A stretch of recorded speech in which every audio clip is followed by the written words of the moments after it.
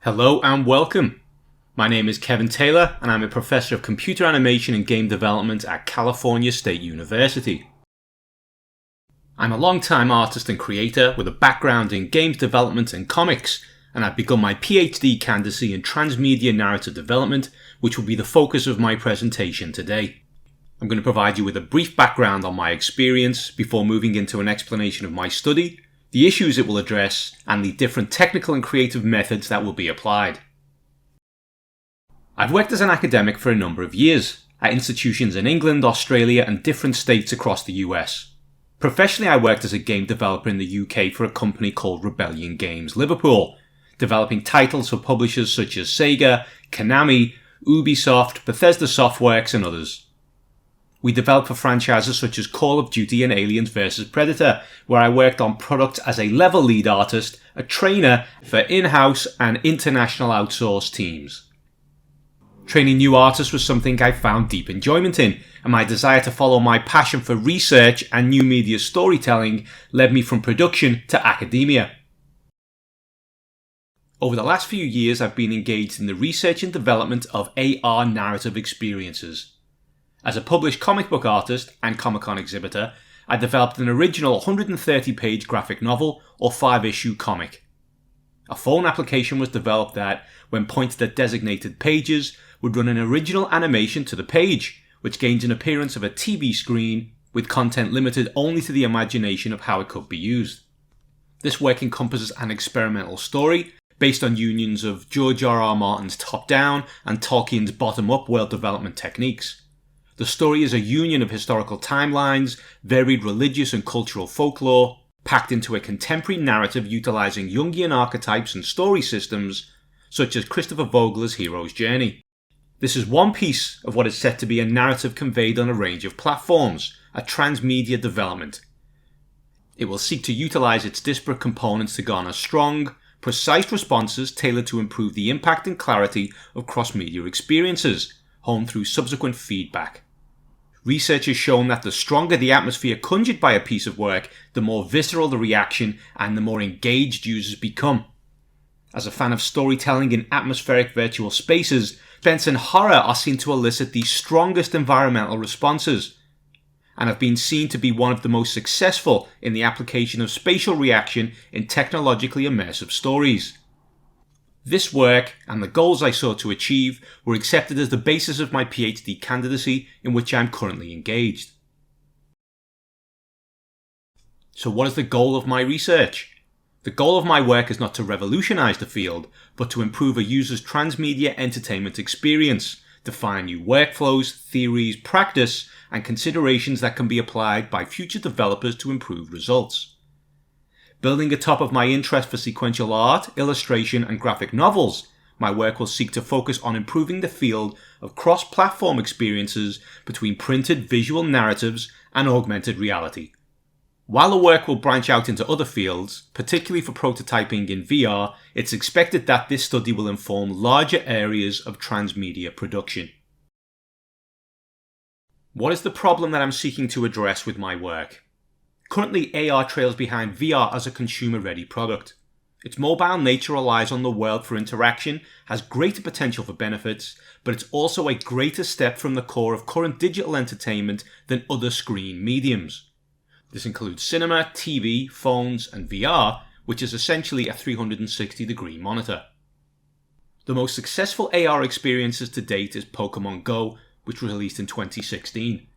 The fandom was at its height, and the nature of hunting and tracking Pokemon was fully embodied by the game, which required the user to physically track them using their phones, move to their location, and finally attempt to put them in a ball. Team aspects encouraged collaboration, and there was a mostly positive movement of fans that were engaged within the community in keeping with the aspects of the series' team dynamic. Most AR experiences rely on pre-established stories for user connectivity to the story. Just as with Pokemon Go, the stories themselves are relatively thin, with users bringing most of the knowledge of the world, its characters and rules to the game world prior to play. Stories, even in the most well-funded products, with little to no success as storytelling content. with AR games bringing little to nothing that technically or narratively builds upon the uniqueness of the platform for new narrative experiences.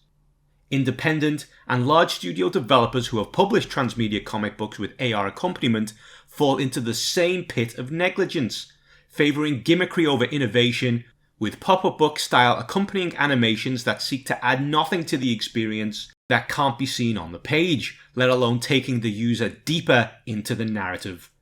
They will add new knowledge to my field in the design, development and implementation of new paradigms for design, theory and practical methodologies that will be of benefit to the progression of the field. As a practice-based PhD, the road to these achievements will be laden with prototypes, experimentation, conferences and literary review. Products will provide examples of how goals are achieved in the application of new theory, with game engines utilised to theorise new experiences in transmedia storytelling that would not be easily achievable outside of advanced simulations. Existing methods of cross-media principles are being explored, with the goal of these methods distilled, merged with new concepts, and prototyped to explore new means of transmedia engagement. New stories are being scripted that facilitate experimentation in order to identify design improvements towards the use of AR animations to facilitate a depth of transmedia experience.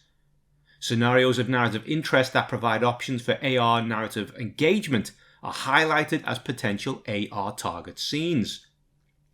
These scenarios receive additional early concepting, scripting, and design to facilitate a relevant deepening of the user experience by expanding the story, and the context of actions and events within the story when the AR animations are activated. This could include an exploration of differing viewpoints, internal monologues, reminiscence, views of other scenes, and many more. In this way, frameworks for the creative psychological considerations, technical decision-making, and practical methodologies will be established as rule sets to provide structure for future productions of this nature. For example, the need to devise tangent stories that cover more than one character's actions when a page is augmented, the development of subplots, or the design of inner or psychological conflicts that can be better woven into the fabric of an augmented story. For new experiences of psychological drama and narrative conflict are limited only by the imagination. In this way and others, AR will be better prepared for augmenting the narrative experiences of graphic novels beyond what they can offer alone. Over the course of years, my work will seek to address this core issue and sub-issues in my field. The study providing new knowledge to the field that act in some small way to improve it. As everyone knows, a new project begins with research and brainstorming. The foundations of my study involve the exploration of a large body of different tools and methodologies in the design of new practice, and outlining how my current and future skills can be applied to the benefit of this practical work. Concepts for practical development and prototyping are guided by literary review, conferences, and engaging with my peers in academic and professional circles. This includes literature on story design and the psychology of user engagement from authors such as Vogler and Butcher, of new books on new media storytelling practices and the relationships between users and digital narratives. Conference attendance through the Augmented Reality and Virtual Reality Association, or the ARVRA, provides a large body of current theory and practice in the field, with the internet providing the most current thoughts on a lot of this content. There are a range of resources if you're willing to put the time in, particularly the Game Developer Conference in San Francisco's GDC Vault. If you can't attend, and I strongly recommend you do, then you can watch some of the fantastic presentations from industry professionals the world over. This study will evolve and continue to inform the direction of my practical production, which will utilize 2D, 3D, VR and AR toolsets to achieve my goals. The eventual goal of my practical work is exhibition, with interactive installations in a gallery space allowing the user to engage with printed, augmented and virtual reality narratives within a storytelling space. The lead up to this will rely heavily on focus groups, utilised to analyse the effectiveness of different theories and prototyped productions. Emotional factors of the experience, as well as practical factors of usability and engagement, will be identified, highlighting best practices within new theories and methodologies. What makes this study relevant right now? On screen is one example of a cross-media story, with products such as this leaving critics wondering what part of this transmedia storytelling experience is advanced by the augmentation of the media. Does it deepen the story? Does it present new ideas or information that make a scene more emotionally impactful or characters more relatable through its augmentation? Unfortunately, the answer is that many of these cross-media products exist simply because they can. An uninspired use of the tools sees narrative interest failing to adequately utilize the medium to make the experience worthwhile. This begins with developers seeking to apply existing paradigms to the new medium, often in an attempt to quickly monetize user interest in the technology rather than exploring and devising new methods and practice to further the field. In AR comics, this can be seen to be the case from indie studios and larger studios like DC on high-profile IPs such as the Batman. A reliance on technology to garner interest is gimmickry, and an excess of this will lead to a waning consumer interest in all products of this nature. It can have a detrimental effect on a fledgling industry, stifling the success of creative products that are lost in the milieu, with the potential to crash a field altogether. An example of this would be the 1983 video game console crash in the United States, which killed off the national industry to pave way for the well-made and designed products from Japan. But maybe next time there won't be a Japan to prop up the industry. Theories, paradigms, and methodologies provided by my study and practical works has the potential to assist in some small way to offset this, providing basic principles for the goals that should be achieved with augmentation of narrative print mediums. Let's look a little closer at some of the tangible practices to be addressed. Growth in VR is slow, but consistent. The technology remains a far shot from being accepted as a household means of media entertainment, but strong products have emerged that tout the benefits of VR engagement. For VR and AR to achieve their potential, producers need to define unique experiences for the tools rather than largely utilizing existing cinematic principles in new media productions. That isn't to say that developers aren't doing exciting, creative productions with the tools, only that the approach they're utilizing is based too rigidly on the frameworks of current and past media forms. One example would be the work of the company CineVR, who create 360-degree features to tell specific stories. I'm a fan of this company and their work, and on screen we can see a really interesting piece of VR storytelling developed in the assessment of how existing practices should be changed to suit the new medium. During discussions on this and other projects the companies developed, they identified aspects of existing cinematic practice that are deemed unusable in VR, closing the door on their functions as was noted as standard industry practice. Let's look a little closer at this. For anyone like myself who enjoys theatre and cinema, they provide unique and separate visual experiences, and the unadulterated nature of most theatre performance is what makes them a pleasure. Our productions have been looking largely to theatre, more than cinema, for their methods in developing VR and 360-degree narrative experiences. Considerations include requirements for static camera viewpoints, for all actors to perform as if on screen at all times, lighting and sound rigs, amongst other considerations. I've engaged with a lot of experiences of this like, with many redundant of interest. 180 degrees of the experiences simply exist as dead space, with some 360-degree visuals limited to 90 degrees of actual interest, which is crazy. One may even wonder if such productions were jumping on a bandwagon, wanting to be a part of the technology without knowing how the work would benefit from its use, essentially creating experiences that offer nothing more than their 2D framed media counterparts. The ongoing lack of definitive rule sets for transmedia storytelling, specifically as it pertains to augmented reality, can leave teams working with methodologies that limit inspiration, as opposed to developing improved practices unique to and informed by the mediums themselves. This isn't to say I see myself as a Leif Erikson discovering the new world with my research, but I believe that through setting out to study and explore the unknown corners of practice with no financial directive to pull study in one direction or another, new concepts can and will be discovered, allowing me to add a brick stones, or even just some mortar to the wall of new knowledge in my field. While most of these new concepts remain to be uncovered in the practical progression of my work, I've identified a range of existing production practices, script, and design methodologies that are outdated and unusable for AR and VR. One is the cinematic camera, or more precisely, the goals of specific shots that are deemed lost in 360-degree theatrical production in VR. Within a stage theatre production, it's nigh on impossible to utilise the spectrum of cinematic tools and shots to further the narrative. The close-up shot, for example, used to convey the emotions of a character and create a deeper sense of connectivity between character and audience. When developing a 360-degree virtual reality production, having to naturally navigate the actor to a close proximity with the camera at the very moment a close-up is required to serve cinematic goals is overly problematic for obvious reasons, especially as the viewer is playing a disembodied observer, not a character in most VR productions. In fact, the Cine VR team and other 360 production houses believe that a VR close-up shot is jarring, uncomfortable, and generally disconcerting, leaving this valuable shot considered defunct in modern 360-degree productions.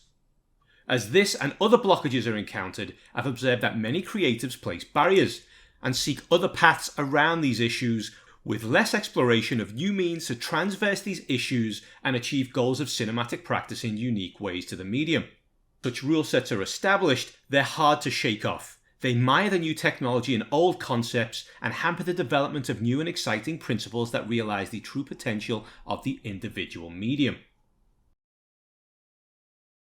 This frame of mind is known as the imitation phase of development, and it is historically common within new mediums.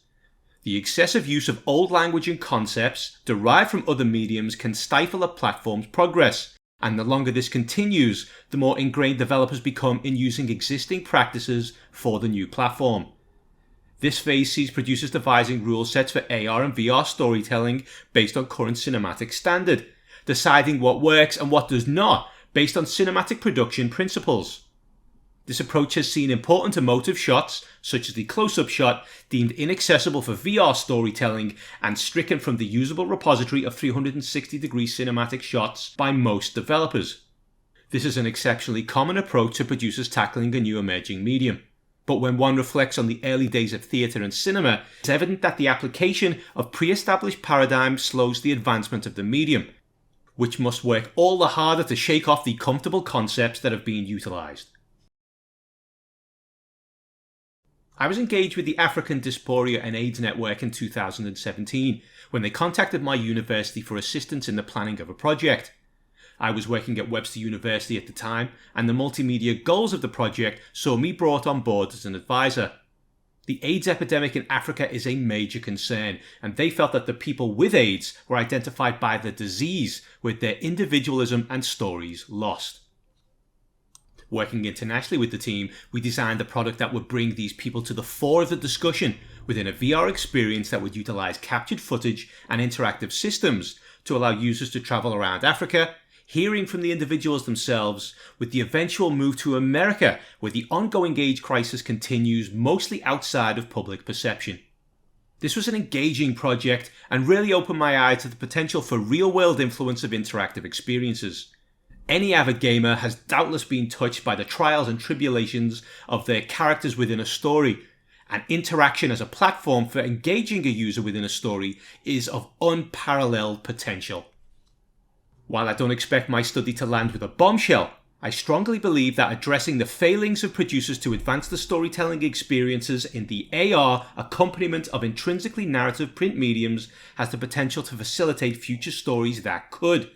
I'm very excited to expand my theoretical and practical knowledge, exhibiting final work as games, comics, and animations within the storytelling space of a tailored exhibition. Around this time, I'd also contribute to a collective publication on the cultural impact of gaming, specifically writing on the 1993 Senate hearing scandal of mature gaming warping young minds through games such as Mortal Kombat and Night Trap that led to the creation of the ESR board that has facilitated the growth of gaming into the modern, mature platform we all enjoy today. My work in this area contributed to my travelling to Japan a few years ago to present at a conference. There I spoke about the potential for games as a means of positive mental health. Production will hopefully elicit engaging experiences with the potential to touch users on an emotional level through the stories facilitated by the technology. Research will see the conceptualization and realization of new means of narrative user engagement, which will require ethical evaluation and a lot of feedback from peer groups. Anyone wishing to test out alpha state comics and augmented reality apps, please get in touch for some game testing experience. A field I started out in myself as a game tester for Sony when I graduated many moons ago from my BA. This study is a practice-based project, meaning that while my research and theoretical studies will guide my work, a significant portion of my PhD will be in the furthering of my creative skills through content that realizes my research goals. This will be based on my experience as a storyteller, artist, and game developer, and I plan to put my broad range of production experience and creative interests to work. In the following slides, I'm going to discuss those areas, with examples of practical work and a discussion of what I have or will use them for directly in my study. Advancing the nature of storytelling through technical cross-media narratives requires a strong body of storytelling knowledge, and the many rules therein for these rules to be bent, broken, and re-envisioned. There is a strong psychology of story and its innate connection to the human condition, and everyone is a storyteller in one way or another. As a species, there is a common core of how we respond to aspects of the world, be it joyous or fearful, that has seemed to be consistent since the earliest stories. Lives are faced by trials that we must grow to overcome, a tale as old as humanity that is known as the monomyth, and this is seen historically the world over, irregardless of location. This core of fundamental storytelling practice is well represented by writers such as Joseph Campbell and Christopher Vogler, who laid down solid narrative structure and insights referenced in most, if not all, large narrative productions. I'm currently in discussion with John Butcher, the president of the Joseph Campbell Foundation in LA, who has continued Campbell's legacy of story innovation in his explorations of virtual reality. And we're in discussions regarding his participation in an AR storytelling course looking to get approved for next summer. As a tool for storytelling, pre-production methods are of a major importance to the visual communication of a story. The pre-production process, when well implemented, should stimulate understanding and discussion within a production team, problem solving and removing significant roadblocks in a project before they're even an issue. The process of storyboarding from a script provides a production team with a visual framework from which to make decisions and changes. Here, a solid understanding of camera shots, composition, lighting, framing, and a range of other elements are discussed and defined for a project before a camera even needs to be touched. 2D art is fast and malleable, and simple mark making as a means of communicating a range of ideas can be invaluable. This is where my work on this project, and pretty much every other project that I've ever engaged with, has begun, as concepts roughed in sketches and notes, formed into a sequence via storyboards or thumbnails, and adjusted into the emotional tone and goals of the story until they are clear. The use of design tools such as cinematic graphs can be valuable in visualizing different aspects of a motion media story from start to finish, and Bruce Bloch's The Visual Story should be read by anyone looking to gain an understanding of cinematic methods like this.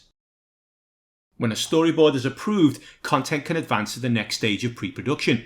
For comics, this is the drafting of pages, with considerations regarding visual flow, tempo, and mood specific to dynamism and composition explored. For motion media, an animatic could be created, much like that seen on screen. Here, rudimentary animations are created from 2D sketches, animated with a focus on timing, motion pacing, and visual composition.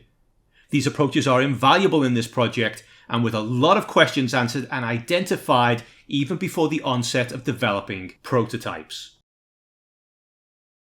These days, my programming skills are primarily limited to Unreal Node systems, but my investigation and testing of fringe tools and technologies has touched on advanced fields of AI-generated content. Initial forays have included the Promethean AI tools, which, through voice commands, can create and manipulate fully cluttered 3D environments based on user-generated asset collections. The potential of this tool and for AI-assisted 3D generation in general is limitless, with the concept of 3D artists acting as directors over developers, touching on the science fiction future of interactive production that is very, very exciting. Studies at NVIDIA, known for their graphics cards, has expanded into AI neural networks, or deep learning networks. On screen you'll see an example of a 3D world that exists without a single manually produced 3D element. Instead, the 3D space is generated based on driving test video footage of cities fed into the network, with time spent educating the network on what it's seeing: a car, building, pedestrian, etc. From there, the network generated a completely unique 3D space that was fed into the Unreal Engine and navigated just like a video game. With real-world AR augmentation already operable, the future onset of AI spatial generation and advanced neural networks for the complete augmentation of real-world spaces is only a matter of time. Expectation is that this will extend to fully themed 3D worlds. Why walk to work through your shitty neighborhood when you can walk to work through a medieval settlement or cyberpunk future? Currently, AI-assisted animation tools have been identified as those most directly related to my work, with current prototyping showing promise in improving methods of traditional animation for cinematic production. Tools are far from consumer standard, with a high learning curve seeing more issues than directly positive results. There's clear potential here that my study will explore through experimentation, testing, and community engagement. Working in both 2D and 3D mediums, video editing and production have always been a large part of my work. Projects are made or broken on the editing room floor, and while an animatic helps to avoid issues, a finished cut of footage will always come with its own surprises that require assessment and problem solving. Unions of video footage, animated 2D and 3D content are commonplace, and composite video editing is one of the most common forms of seeing this union realized to its full potential. This process, working with layers of footage, sees aspects shown and hidden from one layer to the other within a confined drawn space, forming an illusion of a visual union of elements in one location, allowing imposed aspects to blend seamlessly in front or behind of objects that sit within the real world scene. Currently, I've been utilizing this in the creation of aspects of the animated content for AR. On screen is an example of a Snapchat filter that I quickly created to allow me to act with the face of a character from the footage, creating my own face reference that was then utilized in drawn rotoscoped animation as well as directly within the work. No technology is off the table in this transmedia study, and I've cast a wide initial net of exploration. This has included the study of new approaches to rigging and character generation, made easier through current phone technologies that include 3D depth scanning for new heights of 3D image capturing. Completing various approaches to development that realize final productions from inception through to implementation, highlighted methodologies that will prove valuable during future prototyping, particularly as it pertains to facial capture to the benefit of animation aspects of the project. Much of my cinematic experience has been based in the creation and direction of 3D animated content. 3D animation has a technical core, with models and skeletal rigs required to bring the motion to life.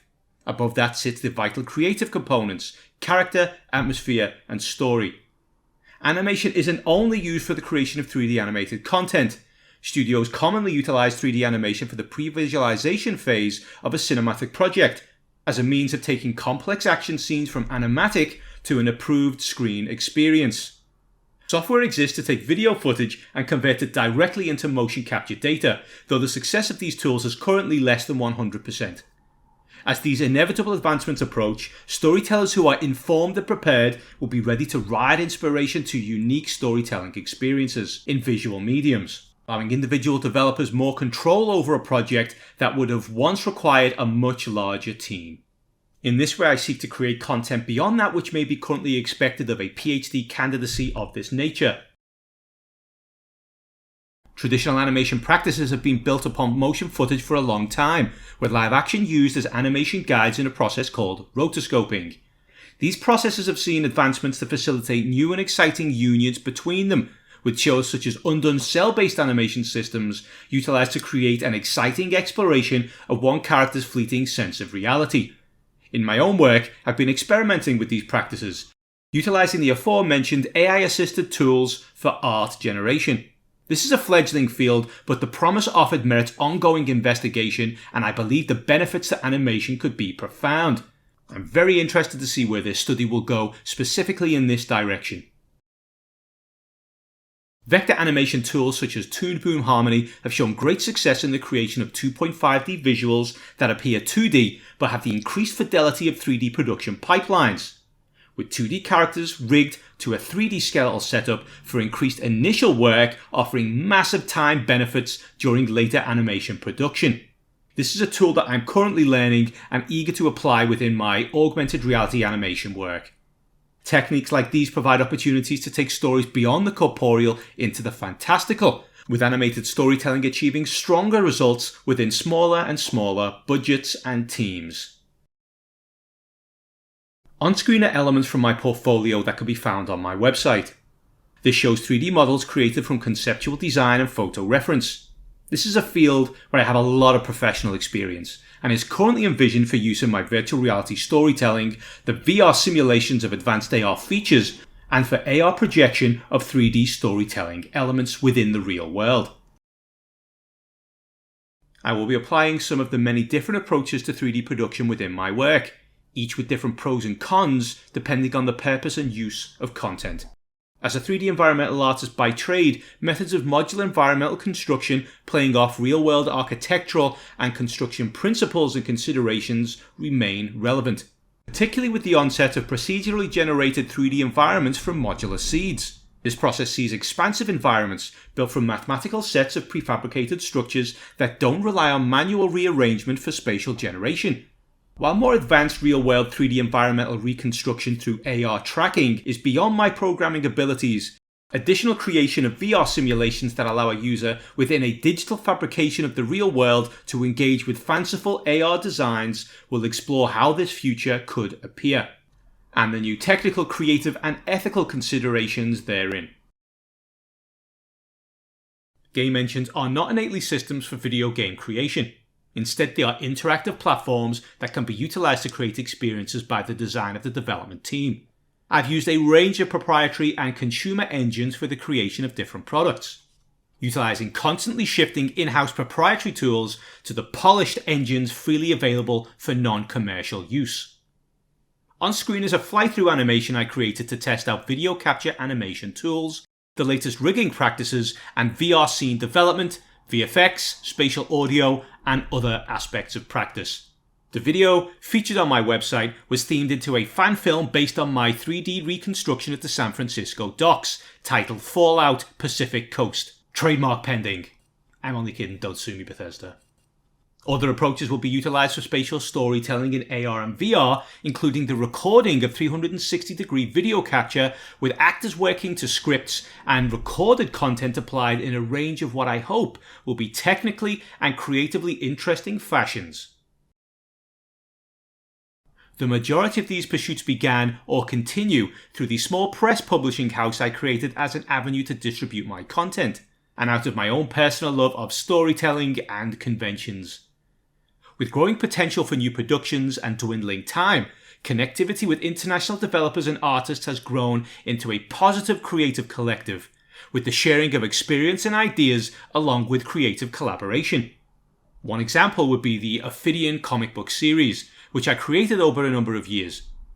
This is where I continue to explore my new experimental concepts in tandem with my theoretical studies. Illustrators have contributed art, colour work, editing, and even programming to productions within the comic and in some of the many peripheral tests, such as with AR posters, stickers, and even physical AR tattoos. While many products are complete, they aren't actually available outside of our testing teams at this time. Anyone interested in contributing or collaborating should head to the website and get in touch through the contact section. With most large conventions seeing well over 100,000 entries, we do expect to get some fantastic feedback from the community that we're going to apply directly back into our creative and technological works. And with that, my presentation draws to a close. Thank you very much for listening, guys. I'm happy to take questions now, or you're welcome to contact me later via the website or via the email on screen. Goodbye.